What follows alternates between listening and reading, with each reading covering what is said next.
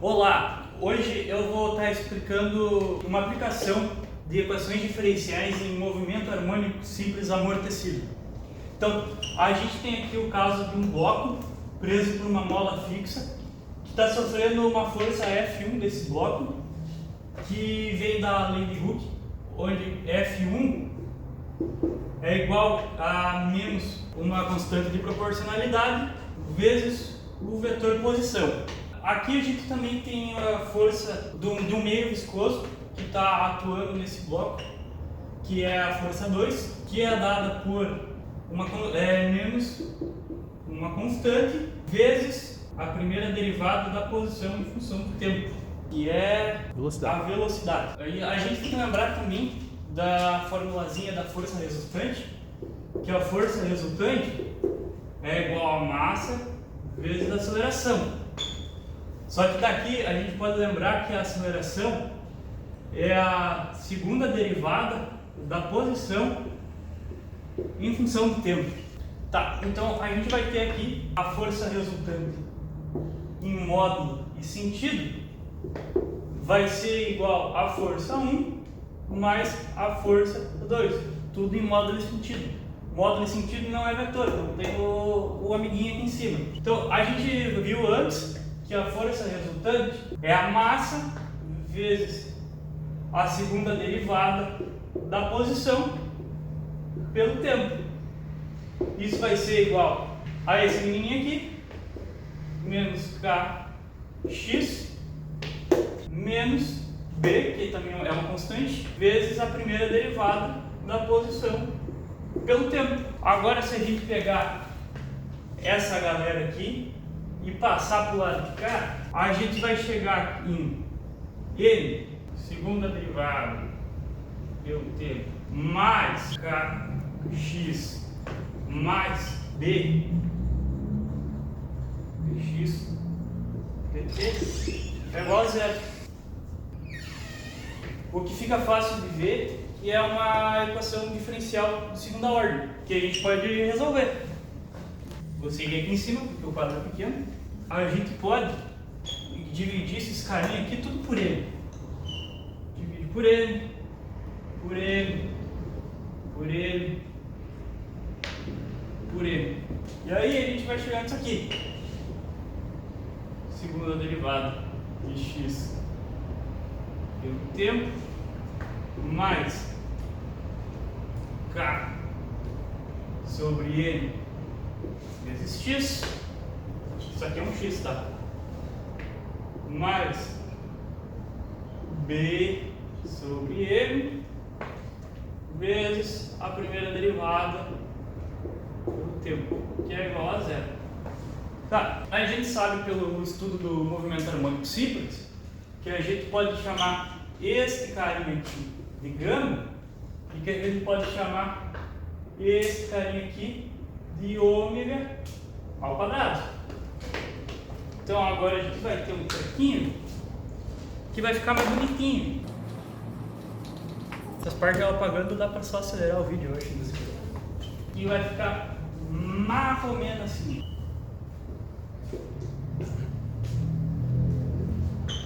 Eu fiz tudo isso no 2 ali. Eu percebi. Por que tu não me avisou? Coloca uma errata. Faltou 2 ali já.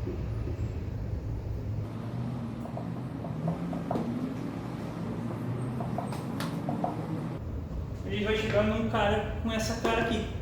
Agora tu corta o vídeo. Tá, agora que a gente tem essa equação diferencial bem bonitinha aqui, gostaria de lembrar que isso aqui é um fator de... Deixa eu... Tá, agora que a gente tem essa ED bonitinha aqui, vale lembrar que isso aqui é um fator de amortecimento do tipo.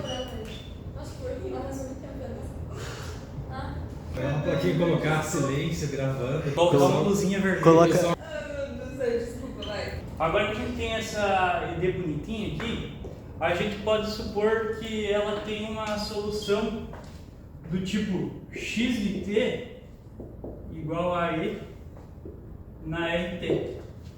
Para resolver isso aqui, a gente pode lembrar do polinômio característico, que é a na E ao quadrado mais B R mais C igual a zero. Onde, no caso aqui, A é igual a 1. Então a gente vai ter 1 R ao quadrado mais gama R mais ômega ao quadrado igual a zero.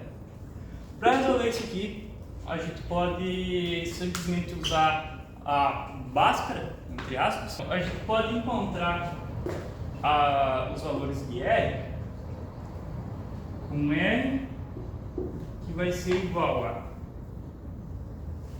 menos B da fórmula de Bhaskara, que no caso é ômega, mais ou menos raiz de... Eu esqueci Bhaskara. Menos B menos 4AC. B, não, é B menos 4C. B ao quadrado B ao menos quadrado. 4. Então a gente vai ter que R vai ser igual a menos B menos gama mais ou menos raiz de gama ao quadrado menos 4 vezes 1 vezes ômega ao quadrado sobre 2 vezes 1. Agora, para não precisar se abaixar, a gente vai apagar isso aqui.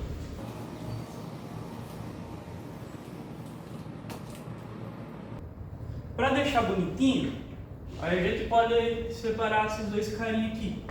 A gente pode dizer que R vai ser igual a menos gama sobre 2 mais ou menos raiz de gama ao quadrado menos 4 ômega ao quadrado sobre 2.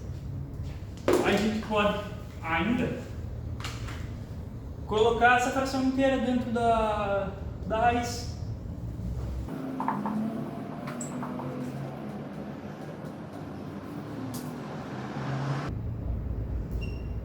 Que vai resultar nisso aqui. Daqui a gente pode ter três possibilidades. A gente pode ter uma raiz real, que é quando ômega ao quadrado sobre 4 menos quando gama ao quadrado sobre 4 menos ômega ao quadrado for maior do que zero. A gente pode ter uma solução imaginária, uma solução complexa, quando isso aqui for menor do que zero. E a gente ainda pode ter uma solução quando esse carinha aqui for igual a zero. A gente vai começar com a solução real quando o que está dentro da raiz aqui for maior do que zero. Vou cortar. Tá. Primeiro, então, a gente vai analisar a solução real de quando esse carinha aqui que está dentro da raiz é maior que zero. Primeiro de tudo, para mim não precisar ficar carregando isso aqui, eu vou chamar esse carinha aqui de beta. Todo esse cara aqui, ó, com a raiz junto, vai ser beta. Tá, quando esse cara aqui é maior do que zero, a gente vai ter duas soluções. A gente vai ter o R1 mais beta, e a gente vai ter o R2 menos ômega sobre 2 menos beta, certo? E aí, levando naquela nossa suposição, solução de antes, de que x na t é igual a i na rt, a gente vai ter o x1, que vai ser i na r1t, e a gente vai ter um x2, que vai ser e na r2t. Então a gente vai ter x1 igual a i na menos vezes t, e um x2 vai ser igual a i na menos gama sobre 2. Daqui a gente pode chegar na solução geral, que vai ser que x vai ser igual a uma constante 1 vezes x1 mais uma constante 2 vezes x2. Aqui a gente vai ter um treco mais ou menos assim. C está ficando muito baixo. C vai ser igual a C1 vezes Z na menos gama sobre 2 mais beta vezes T mais C2 vezes Z na menos gama sobre 2 menos beta vezes T.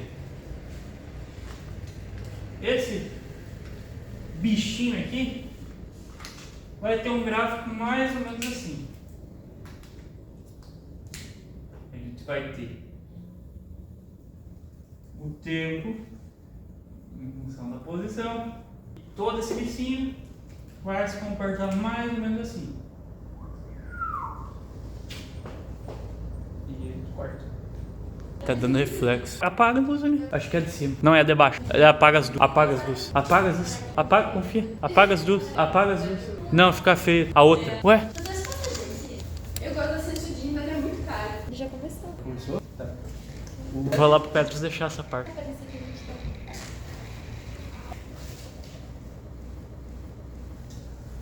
O segundo caso que nós vamos discutir é para quando a raiz, essa raiz aqui, menos ômega ao quadrado, o termo dentro da raiz for menor que zero.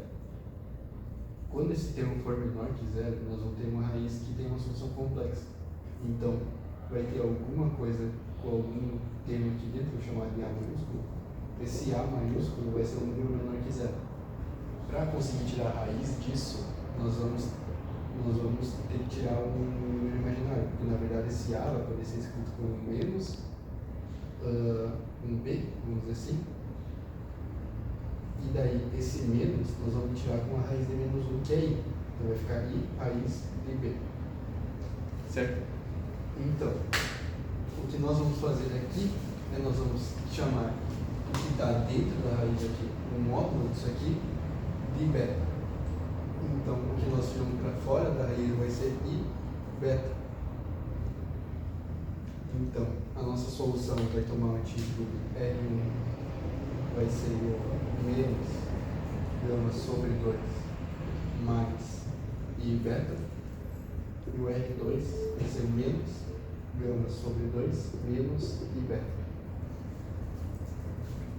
Então, agora para colocar nas soluções, nós vamos ter uma solução do tipo x1 vai ser igual a E na menos gama sobre 2 mais I beta T, e o x2 vai ser igual a E na menos gama sobre 2 menos I beta T.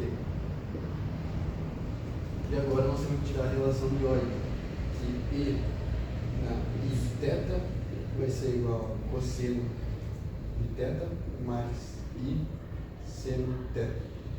E, por outro lado, também o E na menos I θ vai ser igual a cosseno de θ menos I seno θ. Aplicando essa relação de Euler nesse termo com x1 e x2 aqui, nós chegamos no resultado assim. x1 vai ser igual a E na menos gama sobre 2 mais I beta T. Nós vamos tirar primeiro esse gama sobre 2, E na menos gama sobre 2 vezes E na I beta T. E vamos aplicar a relação de Euler nesse termo aqui. Então, x1 vai ser igual a E na menos gama sobre 2 vezes, entre parênteses, I na I. Agora o θ vai ser beta T. Então, cosseno de beta vezes T mais I seno de beta vezes T. Como a segunda solução x2 vai ser uma considerada complexa da solução x1, nós podemos combinar essas duas soluções para formar duas soluções que são reais, não muito complexas. Para simplificar um pouco esse processo, nós vamos pegar só a parte imaginária, colocar a parte real desse x1, colocar numa função e a parte complexa em outra. Então, temos x1 em linha, vai ser igual a e na menos gama sobre 2, não dá para esquecer o número de e na menos gama sobre 2, cosseno de beta t, e o x2 linha vai ser a parte imaginária. Então, vai ser e na menos gama sobre 2, seno de beta t. E, por fim, a solução geral vai ser x igual a c1 e na menos gama sobre 2 cosseno de beta t, mais c2 e na menos gama sobre 2 seno de beta t. Essa aqui é a solução geral. Uma coisa que já dá para perceber muito evidente disso é que dá para colocar o e menos gama sobre 2 para fora. C1 cosseno de beta t mais C2 seno de beta t. E esse aqui é um termo de amplitude da oscilação. E esse termo de amplitude é um termo que decai com o tempo. Então, se nós estamos fazendo um gráfico dessa oscilação, em função do tempo, ou seja, a posição em função do tempo, nós vamos ter um gráfico onde a amplitude começa em A e ela vai decair com um aspecto meio exponencial. E aqui embaixo a mesma coisa. Então vai ficar uma oscilação tipo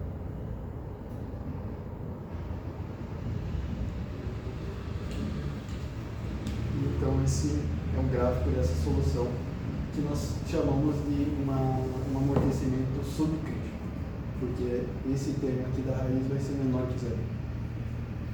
O gama ao quadrado sobre 4 vai ser menor que o ômega ao quadrado. Isso. Quem sabe faz ao vivo. Por fim, tem um amortecimento crítico, que é quando esse termo aqui é igual a zero, ou seja, o gama ao quadrado sobre 4 é igual ao ômega ao quadrado. Quando tem esse tipo de solução, a solução geral aqui, o R, ele vai ser só um. Vai ser só um, o R1 e o 2 vão ser iguais, então vai ser menos gama sobre 2. Para formular uma solução geral de equação de segunda ordem, não dá porque só tem uma raiz. O que nós vamos fazer? Quando nós temos n maior que zero, que foi no nosso caso do supercrítico, nós tínhamos a solução do tipo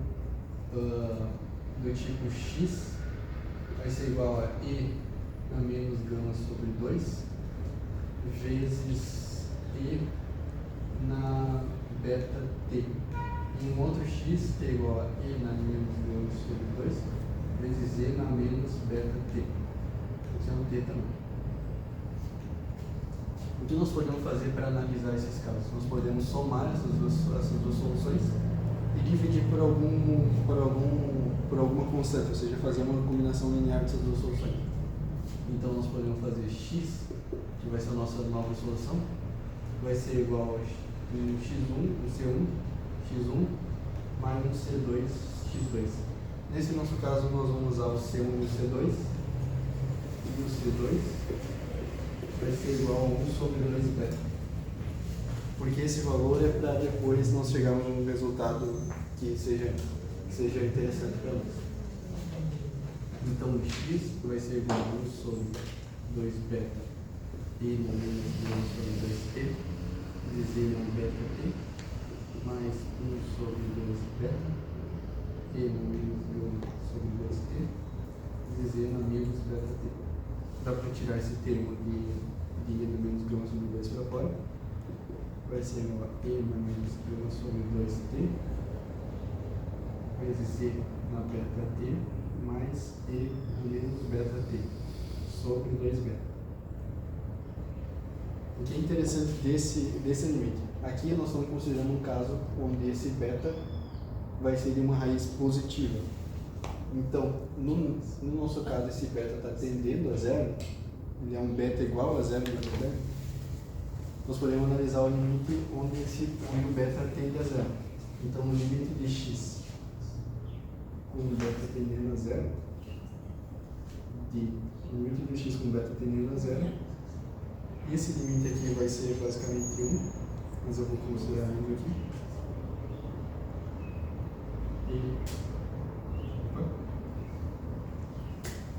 Vai ser o limite de sobre 2t vezes do beta t mais 2 menos beta t sobre 2 beta para o beta tendendo a zero. Isso aqui nós usamos a regra do L'Hopital. Então essa primeira fração aqui vira beta t na beta t mais menos beta veio uma parte aqui. Aqui daí que nós falamos o C1 e o C2, na verdade nós estamos fazendo um menos C2 aqui, no valor 7. Então aqui é um menos também.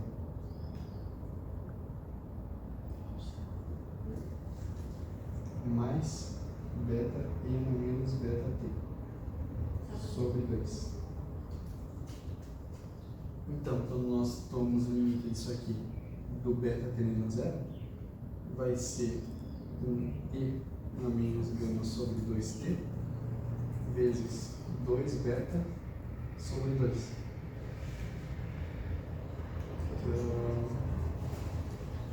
Espera um pouco. Aqui é beta mesmo,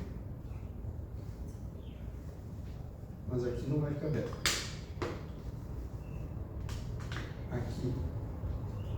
Aqui vai ser um e na beta t, mas tomando a derivada em beta e não em t, chega no t e na beta t mais t e na beta t sobre 2. E daí tomando um limite com beta tendendo a zero, nós vamos ficar com 2t sobre 2, que vai ser igual a t e na menos grama sobre 2t. Essa aqui vai ser uma das nossas soluções.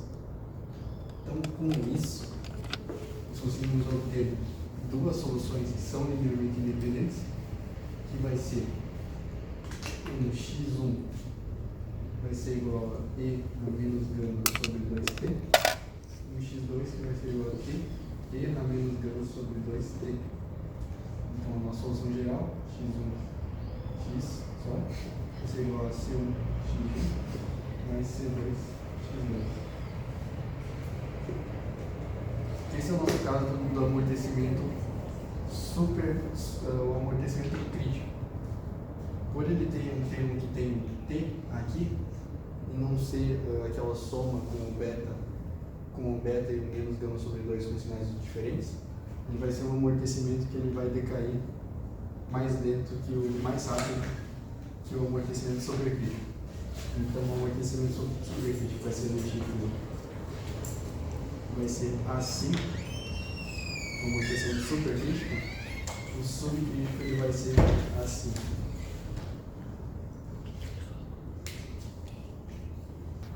Felicidade! Aqui. Deu, tá bom. Agora também. Boa tarde. Eu vou falar sobre o movimento retilíneo de um corpo amortecido. Então, nós começamos supondo que um corpo de massa 2 kg, ele está imerso em um fluido que tem uma constante de amortecimento igual a 40 newton segundo por metro. Esse corpo tem massa de 2 kg e ele está preso a uma mola. Ele retilíneo, ele realiza um movimento harmônico simples, amortecido, e ele está preso a uma mola fazendo esse movimento. Então a mola tem uma constante de 128 newton por metro. Nós podemos começar já montando a equação diferencial que vai reger esse movimento. Então, da segunda lei de Newton, nós temos que F, a força resultante, é igual a massa vezes a aceleração. A aceleração vai ser igual à derivada segunda da posição em relação ao tempo. Então, a derivada segunda da posição em relação ao tempo, multiplicada pela massa, vai ser igual ao somatório das forças. A primeira força que age é, obviamente, a força da mola, que vai ser igual a menos kx. A segunda força que vai agir vai ser a força de resistência. A força de resistência ela vai ser contrária ao movimento e então ela tem alguma constante multiplicada pela velocidade e ela vai ser contrária ao movimento. Então ela vai ser menos c dx dt. Então vai ser aqui a somatória dessas forças. Menos kx menos c dx dt. Vamos passar tudo para um lado só. Temos m de 2x dt ao quadrado mais c dx dt mais kx vai ser igual a zero. Substituindo os valores, nós podemos ficar com 2 kg de 2x dt ao quadrado mais 40 newton segundo por metro mais 128 newton por metro. Aqui é a x e aqui é a dx dt, vai ser igual a zero. Uma equação diferencial de segunda ordem, coeficiente constante, linear, e nós podemos resolver supondo uma solução do tipo E na RT. Mas antes disso, nós vamos simplificar um pouco ela, dividindo pela massa. Então, d2x dt ao quadrado mais 40.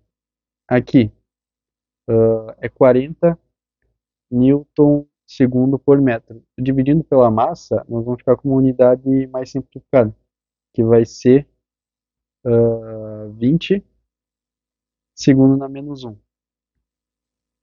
dx dt mais 128, que nem com 20 também vai ficar com uma unidade mais simplificada, segundo na menos 2 x. Isso é igual a zero.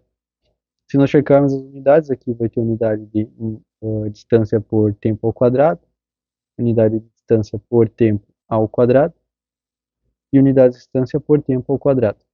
E com essa informação aqui, nós já podemos partir para achar soluções para essas equações. Uma solução que vai ser do tipo x vai ser igual a e na RT, ela vai ter, nós vamos chegar a um polinômio característico, a r ao quadrado mais b r mais c vai ser igual a zero. Aqui no nosso caso o a vai ser igual a 1, mas é 1 mesmo, só é 1. Aqui no nosso caso, o nosso a vai ser igual a 1, então r ao quadrado mais o nosso b vai ser aquele 20 segundo na menos 1. Eu vou tirar a unidade aqui para simplificar, depois nós vamos retornar a unidade para o r. Mais c, que vai ser 64, vai ser igual a zero. Desse tipo de solução, já dá para saber que por o argumento da exponencial ter que ser adimensional, o r vai ter que ter a unidade inversa do tempo. Então, o r, a unidade do r, vai ser igual ao tempo na menos 1. Unidade de tempo na menos 1. Então, agora, nós temos que resolver a equação desse tipo. O jeito mais simples de resolver essa equação não é nem fatorar, porque envolve coeficientes muito grandes aqui. Então, o jeito mais simples é fazer Bhaskara mesmo. R é igual a menos 20, mais ou menos, raiz quadrada de 20 ao quadrado, que é 400, menos 4 vezes 64, e vai dar 256 aqui na minha coluna, sobre 2a, e o a vai ser igual a 1. Dessa raiz aqui já dá para extrair o tipo de amortecimento que o sistema está tendo. Como tem uma raiz que vai ser, obviamente, que vai ser uma raiz que não vai ser complexa e não vai ser zero, se trata de um amortecimento super amortecido, um movimento super amortecido.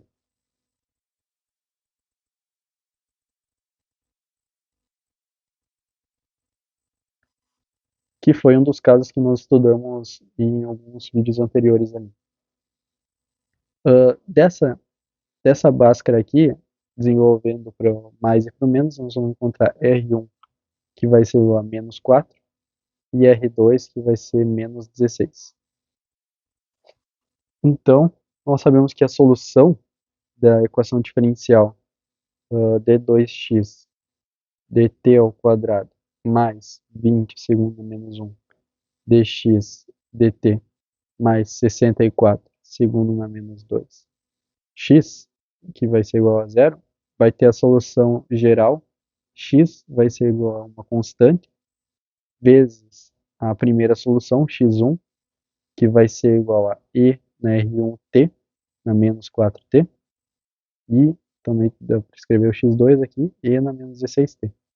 Então, C1, x1, e na menos 4t, mais C2, x2, que é e na menos 16t.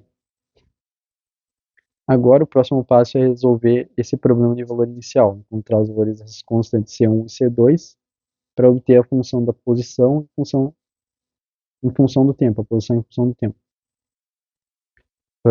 Aliás, uma coisa aqui que nós ainda podemos escrever é a unidade do menos 4,16. Eles têm uma unidade, que a unidade vai ser segundo a menos 1. Então, o x vai ser igual a C1 e na menos 4 segundo a menos 1 t, mais C2 e na menos 16 segundo a menos 1 t. Esse segundo a menos 1 é bem interessante, que depois vai dar para achar a unidade do C1 e C2, porque tem essa unidade aqui. Agora nós temos as condições iniciais. X de 0 vai ser igual a 0. Então, no nosso exemplo, o corpo ele sai da posição de equilíbrio. E também tem mais um dado que é dado no exemplo, que o corpo ele sofre um empurrão que deixa ele com uma velocidade inicial de 0,6 metros por segundo ao quadrado. Significa que x' do tempo inicial 0 é igual a 0,6 metros por segundo. Não é por segundo ao quadrado, por segundo. Nós podemos já diferenciar isso aqui em relação ao tempo. Então, a derivada de x vai ser igual a menos 4 segundo a menos 1 C1 e na menos 4 segundo a menos 1 t, menos 16 segundo a menos 1 C2 e na menos 16 segundo a menos 1 t. Essa aqui vai ser igual à derivada do x. A derivada do x no próprio x e a derivada do x em 0 vai ser igual a C1 mais C2, e o x' de 0 vai ser igual a menos 16 segundo a menos 1, vai ser igual a menos 4 segundo a menos 1 C1, menos 16 segundo a menos 1 C2. Agora nós podemos usar os valores iniciais. Então, C1 mais C2 vai ser igual a 0, e menos 4 segundo a menos 1 C1 menos 16 segundo a menos 1 C2 vai ser igual a 0,6 metros segundo a menos 1. Então, agora basta resolver esse problema. Podemos usar C1, C2 vai ser igual a menos C1 da primeira equação aqui, e podemos substituir isso nessa segunda aqui. Então, menos 4 segundo a menos 1 C1, e agora menos 16 segundo a menos 1 menos C1 vai ser igual a 0,6 metros segundo a menos 1. Aqui já dá para cortar o segundo a menos 1. Ficamos aqui com menos 16 vezes menos 1, mais 16, menos 4, 12. C1 vai ser igual a 0,6 metros. Então, dividindo por 12 ali, C1 vai ser igual a 0,05 metros, que implica que um C2 vai ser igual a menos 0,05 metros. E, voltando para a equação diferencial que nós começamos, nós vamos ter x vai ser igual a 0,05 metros e na menos 4 segundo na menos 1 t menos 0,05 metros e na menos 16 segundo na menos 1 t. Dá para colocar o 0,05 em evidência.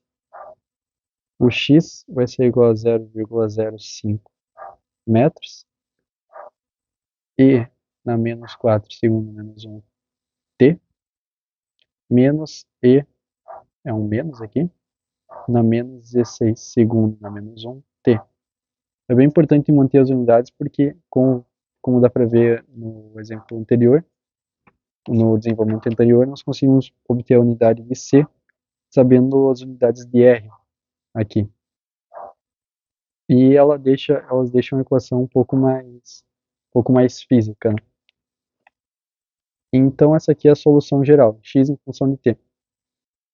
O gráfico dela vai ser algo do tipo de uma solução superamortecida. Então, nos primeiros t's, com o t mais baixo, essa solução aqui vai dominar. Então, tu vai ter algo que decai muito rapidamente. Quer dizer, acho que é algo que decai muito rapidamente. Mas ela vai ter uma solução assim. Mas como não é um amortecimento crítico, ainda tem uma solução que decai mais rapidamente num tempo menor. É isso, muito obrigado.